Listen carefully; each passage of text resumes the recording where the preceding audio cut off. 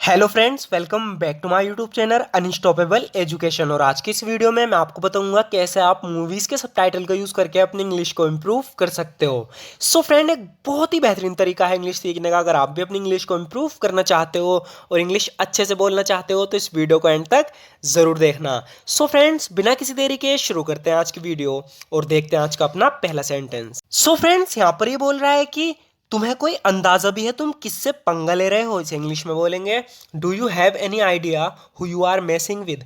Do you have any idea who you are messing with. तो यहाँ पर ये अपने एक आदमी से कह रहा है कि तुम्हें कोई अंदाजा भी है तुम किसके साथ पंगा ले रहे हो। Do you have any idea who you are messing with. शायद तुम जानते नहीं वो कौन है। Perhaps you don't know who he is. Perhaps you don't know who he is. शायद तुम जानते नहीं वो कौन है। Perhaps you don't know who he is. किसी ने उसे कभी छूने तक की भी हिम्मत नहीं की। No one has ever dare to even touch him.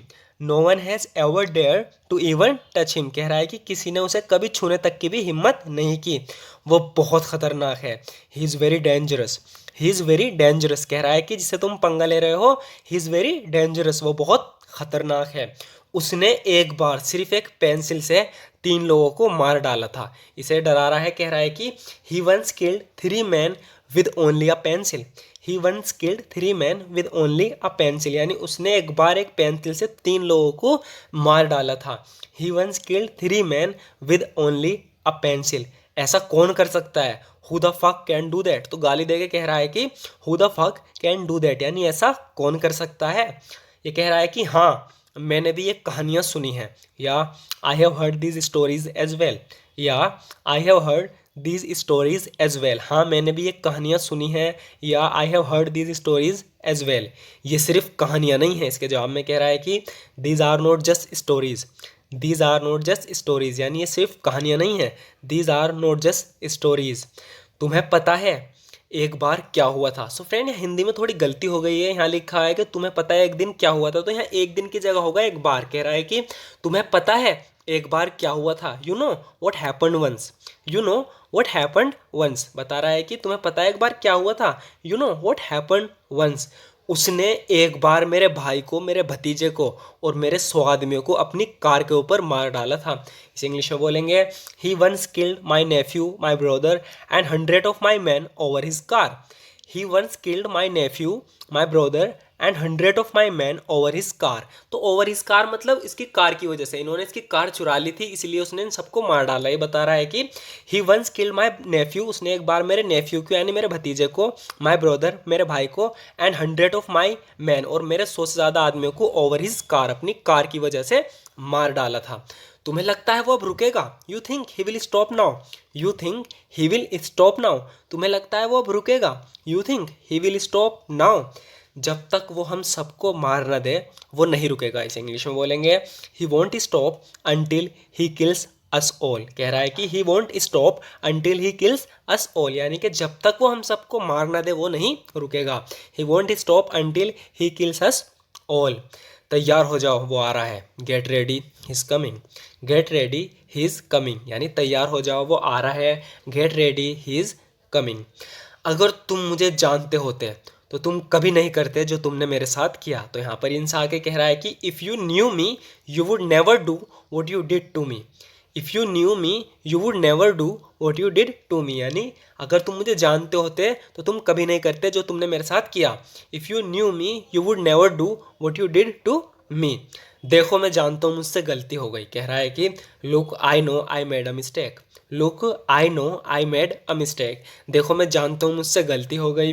Look I know I made a mistake. अगर हो सके तो प्लीज़ मुझे माफ़ कर देना। If possible please forgive me. If possible please forgive me. तो फ्रेंड यहाँ पे इससे डर गया है, इसलिए कह रहा है कि देखो मैं जानता हूँ मुझसे गलती हो गई। इंग्लिश में बोलेंगे, look I know I made a mistake. अगर हो सके तो प्लीज़ मुझे माफ़ कर देना। If possible please forgive me. उसे अपना काम खुद करने दो। इसे इंग्लिश में बोलेंगे, let him do his job by himself. Let him do his job by himself. तो ये कह रहा है कि उसे अपना काम खुद करने दो। काफ़ी यूजफुल सेंटेंस है। इस तरह के सेंटेंस हम बहुत यूज़ करते हैं अपनी डे टू डे लाइफ में। तो जब भी आपको किसी को बोलना हो कि उसे अपना काम खुद करने दो, तो आप लेट का यूज़ करके बना सकते हैं let him do his job by himself, यानी उसे अपना काम खुद करने दो, उनके काम में दखलंदाजी मत दो। Don't interfere with their business, don't interfere with their business, यानी उनके काम में दखलंदाजी मत दो। तुमने कार का क्या किया? What have you done to the car? What have you done to the car? तो कार के मालिक से कह रहा है कि तुमने कार का क्या किया? What have you done to the car? वैसे मैं इसे ठीक कर सकता हूँ, by the way I can fix this, by the way I can fix this, यानी वैसे मैं इसे ठीक कर सकता हूँ, by the way I can fix this, अगर तुम चाहो तो, only if you want to, only if you want to, कह रहा है कि मैं इस कार को ठीक कर सकता हूँ, only if you want to, अगर तुम चाहो तो। ये कह रहा है ठीक है, जब ये ठीक हो जाए तो मुझे बता देना। इस तरह के सेंटेंस हम बहुत यूज करते हैं। कह रहा है कि जब ये ठीक हो जाए तो मुझे बता देना, इंग्लिश में बोलेंगे let me know, let me know when it's fixed. कह रहा है कि let me know when it's fixed, यानी जब ये ठीक हो जाए तो मुझे बता देना, let me know when it's fixed. आगे होगा फ्रेंड, ये कह रहा है कि ये कल तक ठीक हो जाएगी। काफी यूजफुल सेंटेंस है। कह रहा है कि it will be fixed by tomorrow, it will be fixed by tomorrow, यानी ये कल तक ठीक हो जाएगी। तो कोई भी चीज़ जो ठीक होती है उसे हम इस तरीके से कह सकते हैं। अगर हमें बोलना हो कि कल तक ठीक हो जाएगी, हम बोलेंगे it will be fixed by tomorrow, यानी कल तक ठीक हो जाएगी। कल रात हम एक पार्टी कर रहे हैं, ये अपने दोस्त से बता रही है कि we are having a party tomorrow night, we are having a party tomorrow night. तो जब भी हम पार्टी करते हैं उसके लिए हम हैव का यूज़ करते हैं, जैसे कि यहाँ पे हुआ है we are having a party tomorrow night, यानी कल रात हम एक पार्टी कर रहे हैं, अगर तुम चाहो तो आ सकते हो। You can come if you want to, you can come if you want, यानी अगर तुम चाहो तो आ सकते हो, you can come if you want. Please बुरा मत मानना लेकिन मुझे अब जाना होगा, इसे इंग्लिश में बोलेंगे please don't mind but I have to go now, please don't mind but I have to go now, please बुरा मत मानना लेकिन मुझे अब जाना होगा, please don't mind but I have to go now.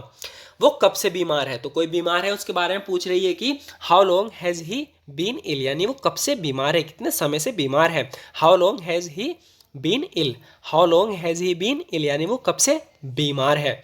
पता नहीं वो कब से बीमार है। कह रही है कि मुझे नहीं पता वो कब से बीमार है। I don't know how long he has been ill, I don't know how long he has been ill, यानी मुझे नहीं पता वो कब से बीमार है। तुम्हें जल्द ही सब कुछ पता चल जाएगा, you will know everything soon enough, you will know everything soon enough, यानी तुम्हें जल्दी सब कुछ पता चल जाएगा, you will know everything soon enough. So friends, आज की वीडियो में इतना ही। ज़रूर बताना आपको वीडियो कैसी लगी। अगर आपको वीडियो थोड़ी सी भी यूजफुल लगी हो तो हमारी इस वीडियो को लाइक ज़रूर कर देना, क्योंकि आपके एक लाइक से हमें मोटिवेशन मिलती है इसी तरह की वीडियोज़ बनाने की। सो फ्रेंड्स, अगर आप भी इसी तरीके से प्रैक्टिस करना चाहते हो, इसी तरीके से अपनी इंग्लिश को इम्प्रूव करना चाहते हो और इंग्लिश बोलना चाहते हो, अगर आप ये तरीका आपको पसंद है तो हमारे चैनल को सब्सक्राइब ज़रूर कर लेना, क्योंकि इस चैनल पर इस तरह की वीडियोस हम रेगुलर अपलोड करते रहते हैं। सो फ्रेंड्स, अगर आपको ये तरीका अच्छा लगा हो, अगर वीडियोस पसंद आई हो तो लाइक ज़रूर कर देना। And thank you so much for watching this video friends.